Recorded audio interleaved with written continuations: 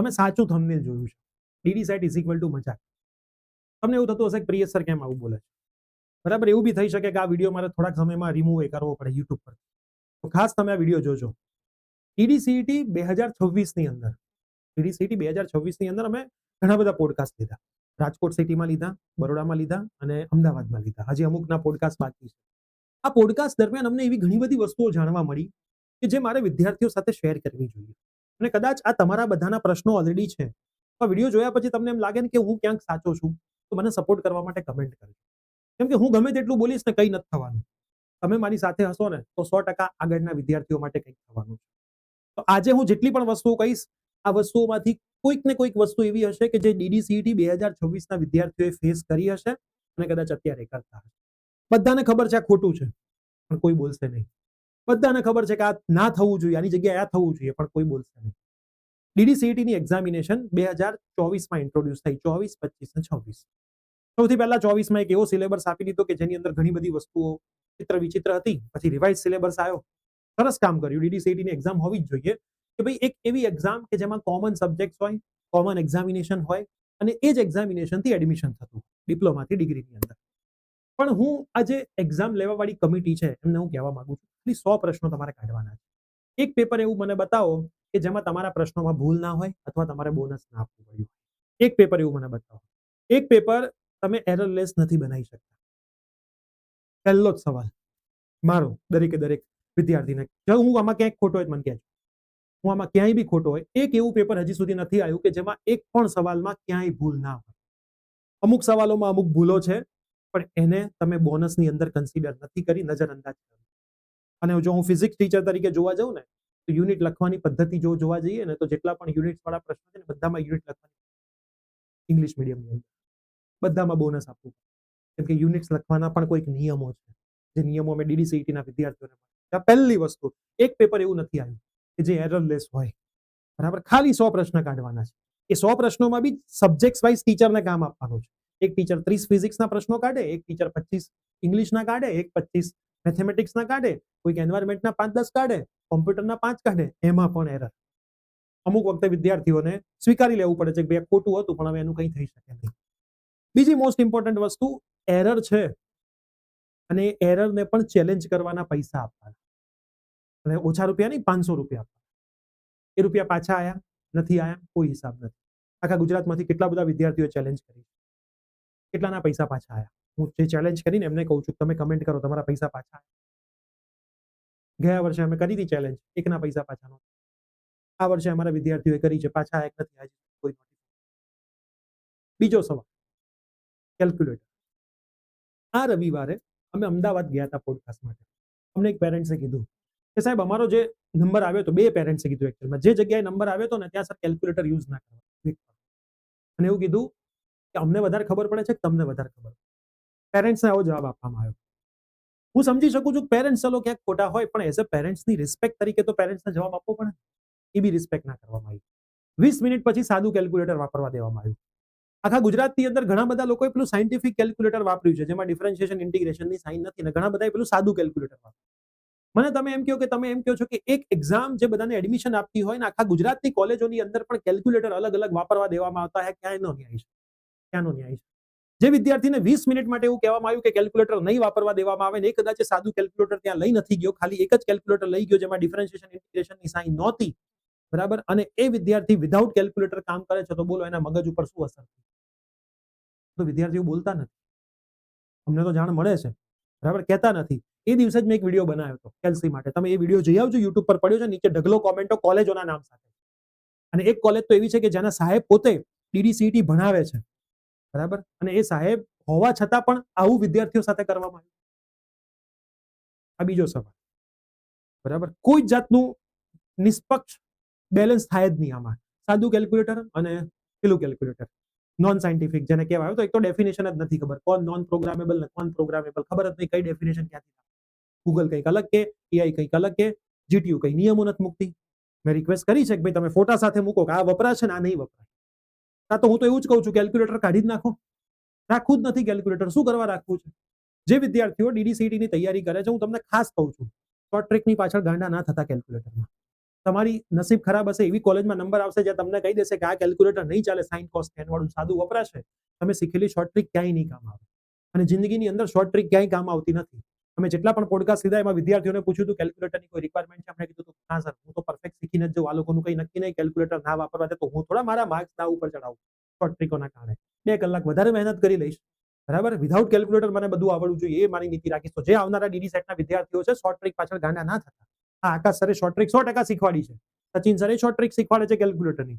હું તો તમને પર્સનલી સજેશન આપીશ કે શોર્ટ ટ્રીકની પાછળ ગાંડા ના થાવ. સાદા કેલ્ક્યુલેટરથી તમને બધું જ આવડવું જોઈએ, ટ્રિગ્નોમેટ્રીના ટેબલ મોઢે હોવા જોઈએ, તો તમને કોઈ તકલીફ ના પડે. તો આખી જિંદગી બધે કેલ્ક્યુલેટર લઈને સાથે ચાલશે. બીજી મોસ્ટ ઇમ્પોર્ટન્ટ વસ્તુ. ત્રીજી, મને એવું જાણવા મળ્યું છે કે અમુક કોલેજની અંદર એક્ઝામની અંદર જે સુપરવાઇઝર હોય એ મોબાઈલ ઉપર વાતો કરે. અને ખરેખર સાચી વાત. કઈ એક્ઝામિનેશનની અંદર સુપરવાઇઝર મોબાઈલ લઈને જઈ શકે? જો એ મોબાઈલ લઈને અંદર જઈ શકે તો એ જે પેપર છે એના ફોટોગ્રાફ પણ બહાર મોકલી શકે છે ને કાલ ઉઠીને પેપર લીક પણ થઈ શકે. 100% થઈ શકે છે. મેં આ વાત પણ આગળ પહોંચાડી છે. તમારા કોઈ કોલેજની અંદર તમારા કોઈ પ્રોફેસર ફોન ઉપર વાત કરતા હતા ચાલુ એક્ઝામ દરમિયાન? જરાક કમેન્ટ કરજો કોલેજના નામ સાથે, તો થોડોક અમને આઈડિયા આવે. હું તો કહું છું કે એક સ્કોડ મોકલવી જોઈએ પરફેક્ટ એક્ઝામિનેશન માટે, કે જરાય ચોરી ના થાય અને પરફેક્ટ કામકાજ ચાલે. એવી એક એક્ઝામિનેશન છે કે જેમાં 24 થી 25,000 વિદ્યાર્થીઓ બેસે છે, જેના એક એક સીટ માટે જબરજસ્ત કોમ્પિટિશન હોય છે. એમાં જરાય મજાક ના થાય. તો મજાક જ લેવો હોય તો ડીડી સેટની એક્ઝામિનેશન બંધ કરી દો. ડિપ્લોમાના ફાઇનલ યર પ્રમાણે જે હતું એ બધું પાછું લાવી દો. બધું પાછું લાવી દો, ફિક્સ જ છે. એના પછી મોસ્ટ ઇમ્પોર્ટન્ટ, ડીડીસીઈટીનું જ્યારે આ રિઝલ્ટ આવ્યું છે, ઈસીપીસીના રાઉન્ડ ચાલતા હોય છે, એમાં લખેલું છે આ તારીખ સુધીમાં તમારા રિઝલ્ટ ના આવે તો તમારું એડમિશન કેન્સલ. હવે ઘણા એવા વિદ્યાર્થી છે જેને 6 સેમિસ્ટરમાં એટીકેટી આવી છે.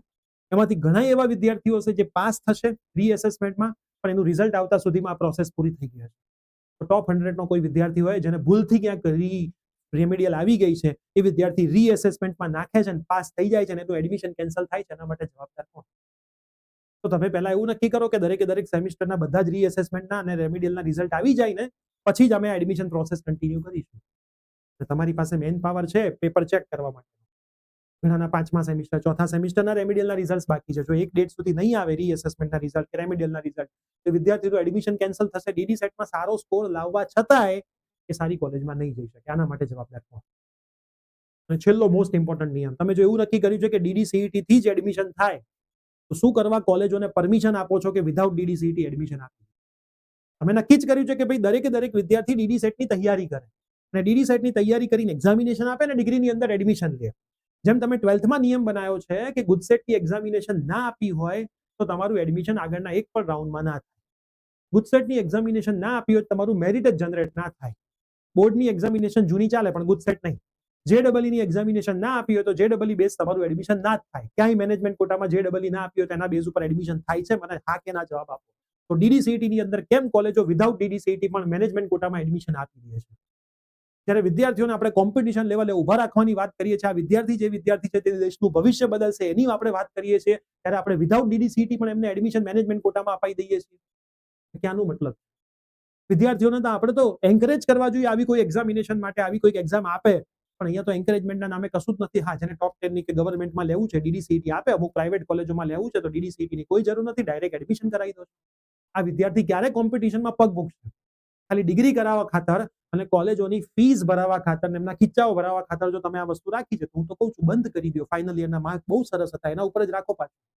તો નિયમ બનાવો કે વિધાઉટ ડીડીસીઈટી એડમિશન નહીં મળે, નહીં મળે, નહીં મળે, નહીં મળે. બનાવી દો નિયમ આવો. 100% હું કહું છું નિયમ બનાવી દો. પણ નહીં બને નિયમો, બરાબર. નિયમ જો પરફેક્ટ બને ને તો કોઈ એક્ઝામિનેશનનું મહત્વ જળવાય. અમુક કોલેજીસ તો વિદ્યાર્થીઓને એવું જ કહે છે ડીડી સેટની એક્ઝામિનેશન જ નહીં લઈ લે તો તારે ડિગ્રીમાં એડમિશન મોજ કરાવી દઈશું. આ વિદ્યાર્થી જ્યારે ડિગ્રી લઈને બહાર નીકળશે કઈ મોજ કરી શકશે?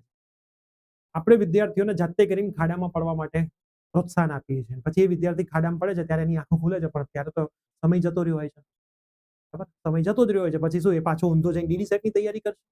100% નહીં કરે. હજી એક વાત, ડીડીસીઈટી એક્ઝામિનેશનના દિવસે ગુજરાતમાં 2 થી 3 કોલેજોએ રેમેડિયલનું પેપર રાખ્યું. એ વિદ્યાર્થી ડીડી સેટ આપવા જાય કે રેમેડિયલની એક્ઝામિનેશન આપવા જાય? આ ના આપે તોય ભરાય, આ ના આપે તોય ભરાય.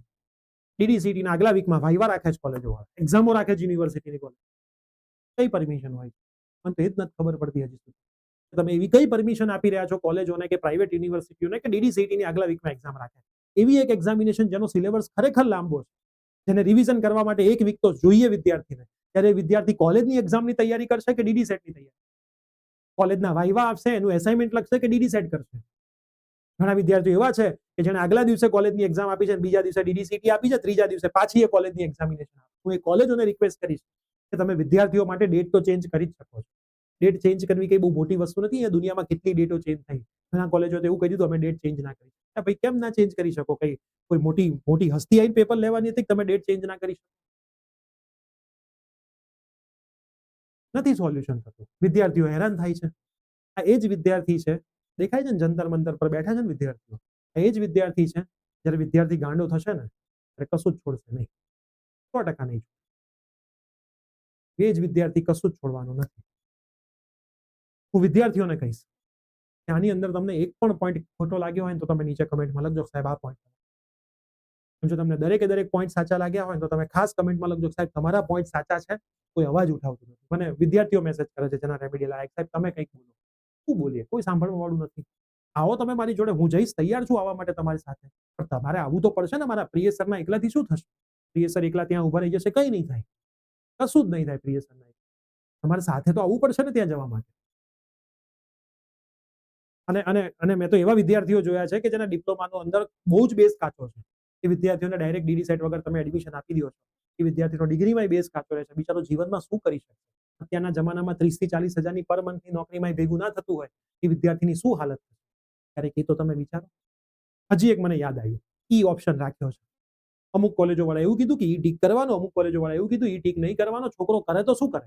પેપરમાં બહાર આવી નહીં, એના મિત્રને ફોન કર્યો, એના મિત્ર તો એવું કહે છે કે સાહેબ મને તો મારી કોલેજમાં તો બેટા ઈ ટીક કરવાનું કીધું તો ના કરે તો માર્ક નહીં મળે. બરાબર, 2.5 માર્ક તપાસે, પેલો ઈ ટીક કરી નથી આવ્યો, એની કોલેજમાં ના પાડી. એક પેપર છે, એના નિયમો ફિક્સ નથી. બધી કોલેજના સાહેબોને એના નિયમો નથી ખબર. એમના સાહેબો કરતા તો અમને વધારે નિયમો ખબર છે. તો કરે છે શું લોકો? એક નિયમનું ફરફરિયું ના બની શકે અને એ ઈ ઓપ્શન નીકળી ના શકે? ઈ ઓપ્શન નીકળવામાં શું કરવાનું છે? ખાલી ઈ ઓપ્શન કાઢી નાખો. તમે ઈ ઓપ્શન રાખો છો અને ઉપર જે નોટિફિકેશન હોય ને પેલા રૂલ્સ રેગ્યુલેશન એમાં લખો છો કે ઈ ટીક નહીં કરો તો ચાલશે. તો શું કરવા રાખ્યો છે? બરાબર, તો રાખ્યો છે શું કરવા? કાઢી નાખો. 3 વખતથી એક્ઝામિનેશન લેવાય છે, નથી કાઢવું. મને કઈ સિસ્ટમ ચાલી રહી છે કે આવડી મોટી સિસ્ટમ તમે લઈને બેઠા છો, દર વર્ષે આવડી મોટી એક્ઝામિનેશન અપાવડાવો છો અને આટલી વસ્તુ આપણાથી ના થાય. તો હું DD-CET ની જે આવનારા ભવિષ્યની એક્ઝામિનેશન આપવાના છે વિદ્યાર્થી મિત્રો, as a DD-CET platform, as a DD-CET teacher, મારે તમને 100% કહેવું જોઈએ. આ બધી વસ્તુઓ તમારી ધ્યાન દોરું છું કે તમારે જો આ બધા ટ્રેપમાં ના ફસાવવું હોય તો આ બધી વસ્તુને તમારે બેલેન્સ રાખવી પડશે.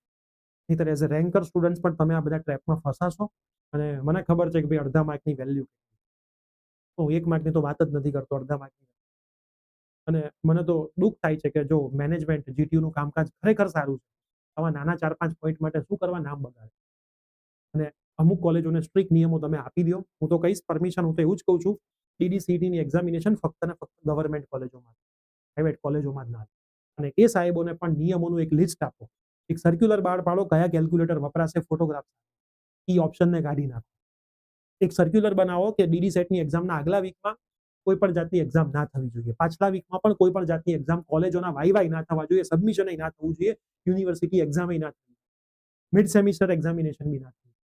એક સર્ક્યુલર બનાવો કે દરેકે દરેકના રેમિડિયલના રિઝલ્ટ DD-CET ના એડમિશન કાઉન્સેલિંગ પહેલા આવી જવા જોઈએ. કેવી રીતે આવે તમારે જોવાનું છે. તમારું રિઝલ્ટ 15 દિવસ પછી આપું, 10 દિવસ પહેલા આપું, તો વિદ્યાર્થીઓના ભવિષ્ય માટે તો તમે આપો. મને વિદ્યાર્થીઓ કહેતા હોય કે સાહેબ મારો આટલામો રેન્ક છે, હું એક્ઝામ્પલ લઉં છું, 90+ એક રેન્ક મને આવ્યો તો પણ સર મારું 5th સેમનું રેમિડિયલનું રિઝલ્ટ, સર 1 થી 5 સેમિસ્ટરમાં મારામાં એકે એટીકેટી નથી આવી, છઠ્ઠામાં મારી એટીકેટી. મને એટલું દુઃખ થાય ને અંદરથી કે આ વિદ્યાર્થી જેને DD-SET માં આટલી મહેનત કરી છે, આ રેન્ક લાવ્યો છે, એના એક રિઝલ્ટના લીધે એનું એડમિશન મારે કંઈ નથી. હું તો એટલે સુધી કહેવા માટે તૈયાર છું કે જે DD-SET ની બધી જવાબદારી છે ને અમારી ટીમને આપી. પેપર લેવાથી માંડીને, બરાબર, દરેક કોલેજોના જે નિયમો છે, નિયમો બનાવવાથી માંડીને નિયમો ફોલો કરાવવા સુધી એક પરફેક્ટ એક્ઝામિનેશન કરાવીને બતાવીશું કે જેની અંદર વિદ્યાર્થીઓ પરફેક્ટ રીતે શાંતિથી એક્ઝામ આપી શકશે. બરાબર, લઈએ જ છીએ. 850 વિદ્યાર્થીઓની એક્ઝામિનેશન અમે લીધી આ વખતે ઓફલાઈન. એકેય વિદ્યાર્થીને કોઈ તકલીફ ના પડી. ના તો કેલ્ક્યુલેટર માટે પડી, ના તો એક્ઝામિનેશન માટે પડી, ના તો રિઝલ્ટ માટે પડી, ના તો ગ્રેસિંગ માટે પડી. એક પેપર કાઢીએ છીએ, કોઈ ભૂલ નથી હોતી. થઈ શકે છે બધું, બધું જ થઈ શકે છે. આટલા મારા કરતા વધારે એક્સપિરિયન્સ વાળા સાહેબો કદાચ પેપર કાઢે. તો આવી નાની ભૂલો વિદ્યાર્થીઓ માટે. હું ખાલી એટલું જ છેલ્લે કહીશ કે તમે એવું ના વિચારો કે અમે સાહેબ છીએ.